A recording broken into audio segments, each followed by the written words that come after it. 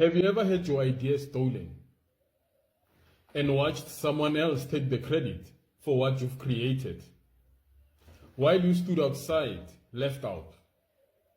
What is the new South Africa really about?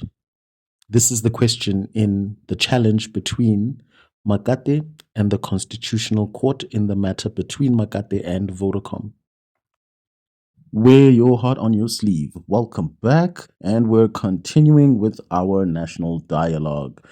And what this country is missing is a mythology. I think we are all operating, but we don't know what we're operating towards. There is no shared vision, there are no shared values, and there is no shared system. This country, even though we want to talk about unity and diversity, we don't fully understand how to unite and be these diverse and different peoples. Our country is struggling at the moment, and we are leaderless in this particular time, which makes us ripe for divide and conquer. There are several things going on in the country right now that speak to trying to keep our community apart, trying to keep people separate, trying to pull and use the divide and conquer tactics. And that's not what South Africa is about. Deciding them, purely to demonstrate the Supreme Court of Appeal's failure to comply with the duty of proper consideration. We cannot suddenly be at large, as the legal language says, to determine those factual issues. The matter must be remitted to the Supreme Court of Appeal for a proper determination of the appeal, and that must be before a differently constituted panel of the Supreme Court of Appeal. The court makes the following order. 1. Leave to appeal is granted. 2. The appeal is upheld. 3. The order of the Supreme Court of Appeal is set aside. 4. The matter is remitted to the Supreme Court of Appeal to be reheard by a differently constituted panel of judges of that court. 5. Each party must pay their own wasted costs in respect of the abortive hearing of the matter in the Supreme Court of Appeal. This feels like a win for Vodacom and a loss for Makate. The costs of all these legal battles while Makate is not paid is him going further and further into debt, further and further into interest that he owes. And as that accumulates, whatever he does eventually get paid becomes a Pyrrhic victory, not an actual victory that benefits him in any way. And capital will then celebrate, because the whole point of this battle is to not empower a black man with billions. Still waiting for the full judgment to come out, but I can make some preliminary comments about my thoughts on this. So as things stand right now, this could go on for another 2 years at this point. It could go on for another 3 years. And because of that, I think it's truly a disappointing outcome. Even if the court found that the Constitutional Court found that the Supreme Court did not take some of the arguments made by Vodacom into full account, if they find that they over-relied on Makate's version and evidence as opposed to the countervailing evidence presented by Vodacom, I think that they should have examined those issues and made a final determination on this matter themselves so that this issue could have finality. Because as things stand right now, this is yet another delay in the resolution of this matter. The litigation has been going on since 2008. Since 2008. We're approaching 20 years now when this man has been in the court. What happened to justice delayed is justice denied. I don't know if this man has children, but I can't imagine what it's like to be running in and out of courts for close to 2 decades because some man at the big company have resolved never to pay you a cent. Switching channels to my personal CNN, SMWX. Makate pitched Please Call Me in 2000. Nobody imagined a 25-year courtroom battle over potentially billions of rand. But today, in a seismic twist, the Concourt took back the SCA's billion-rand ruling, calling it riddled with fatal shortcomings, and sent the case back for a full rehearing by a new panel. Now, the question isn't whether Makate will be paid, it's whether he deserves millions or billions. Let's find out more. Imagine a young Vodacom trainee accountant in 2000, Gosana Makate, bright-eyed, curious, clever, who walks into a meeting and says, what if an airtime broke customer could send a free buzz, a please call me, to ask someone to call them back if they don't have airtime? Executives nodded, agreed Makate would be paid if the idea ever took off, but Vodacom then launched the service without paying him. Fast forward through a legal odyssey, and after years of court defeats, the Concourt in 26 confirms that there was an oral agreement between Makate and Vodacom. Effectively, Vodacom CEO ends up offering 47 million, which Makate refuses, and in 2024, the SCA rules that this 47 million was unfair, and it should have been in the billions. Celebrations. But then, today, the Concourt ruled that the SCA misdirected itself in law and took us back to the drawing board, saying that this case needed to go back to the SCA because they didn't consider crucial evidence and answered questions that they weren't asked to answer. This is a bright spark, a moment of our country coming together, a moment of collaboration. The innovation stems from Makate's ability to see an opportunity from one side and marry that with the other side. And so this wouldn't have been possible without the two different perspectives meeting, without the person who is able to traverse both worlds, being in present, having the opportunity, having access to the people that can actually make the product. And so everyone's contribution in that moment is what led to the value. That's initial background, but let's get into it in a little more detail. So as I say, Makate was an employee of Vodacom who came up with this idea for Please Call Me. Shout out to all the millennials watching, because we know what this is. When you didn't have airtime, you would ask someone to please call you, and if they had airtime, they could call you, making sure that a conversation could happen. So Makate claims that this was his idea. He entered into a verbal agreement with Vodacom effectively that he would be paid if this idea ever took off. It takes off, and he's aggrieved because he feels he didn't get paid in the way that he was promised he would get paid. There's a massive legal battle which culminates in the Concourt in 2016. So you can actually think of this litigation as in two key phases. The first phase of the litigation is there liability? In other words, does Vodacom owe Makate anything? And then there's a second phase of the litigation, which is, well, if Vodacom does owe Makate something, how much does it owe him? So the first question, does it owe Makate, was settled in 2016. Through various courts, the case went to the Concourt, and effectively the Concourt said, yes, there was an agreement in place and that Makate should get paid something by Vodacom. So we know that question is legally settled. However, the Concourt said that there should be a certain process that would be followed in order for him to get paid. Vodacom would have to look at this, they would have to propose, and they would have to enter into good faith negotiations with Makate.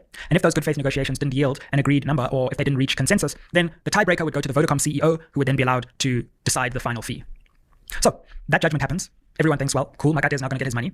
And then years pass because they can't find consensus in the negotiations. And then the Vodacom CEO proposes a figure which Makate thinks completely undercuts him. And if you want to get a sense of the divergence in the views, on the one hand, you have Vodacom offering 47 million.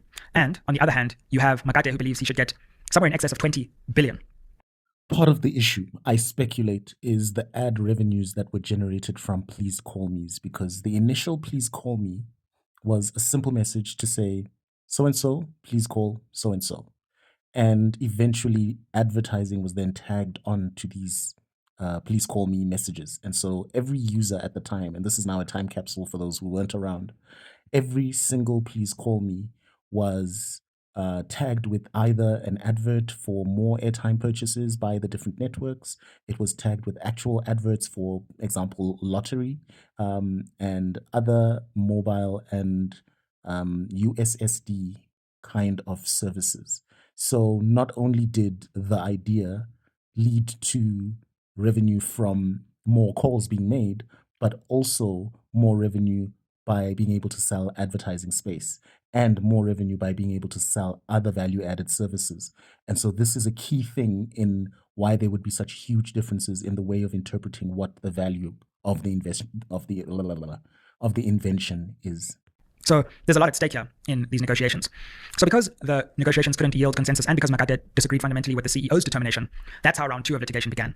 And Makate attempted to assail and take aim at the way that the CEO came to his decision, suggested that he disregarded appropriate evidence and that it was the wrong choice by far, effectively. Of course, Vodacom disputing that, saying that their calculations were grounded in evidence and fact, and that the determination of 47 million was fair and appropriate, but also that the Concourt had given them the power ultimately to make this final determination through the CEO.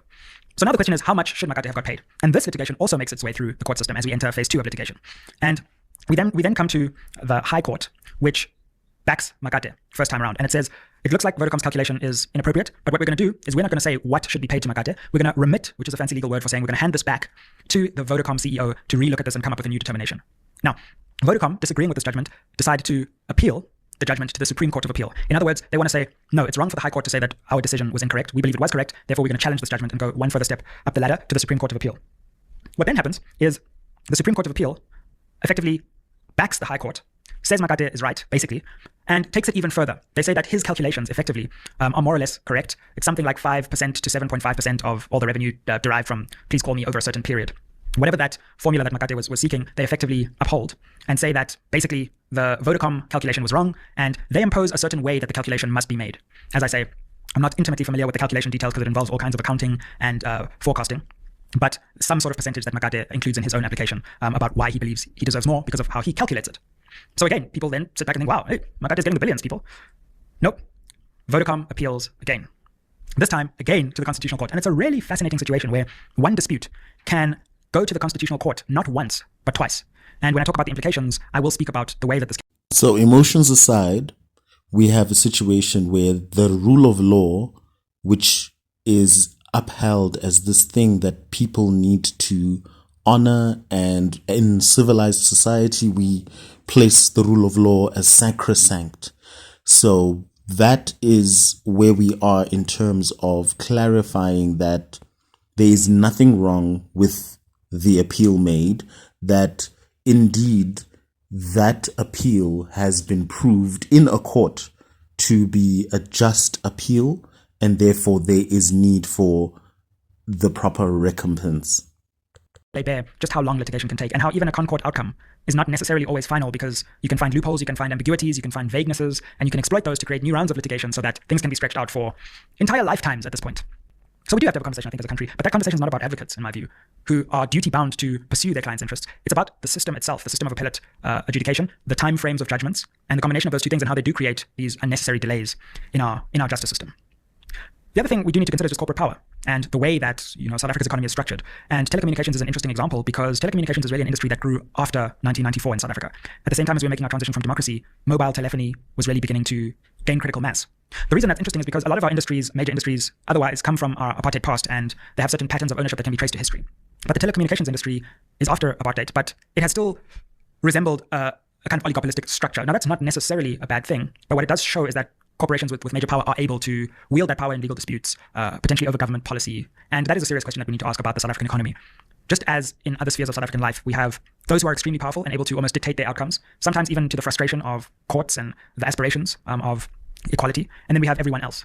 And in some ways, this shows the differential power relations. Even if we have a court system which is ostensibly as objective as you can get as far as having a dispute heard, that doesn't mean that the two parties that come to that system have equal power. And one of the deeper problems in South African society is that although we have this equality on paper, in practice, there is no equality. And those who are more powerful are able to use the institutions which are supposedly fair to their advantage time and time again. And that is something we need to consider.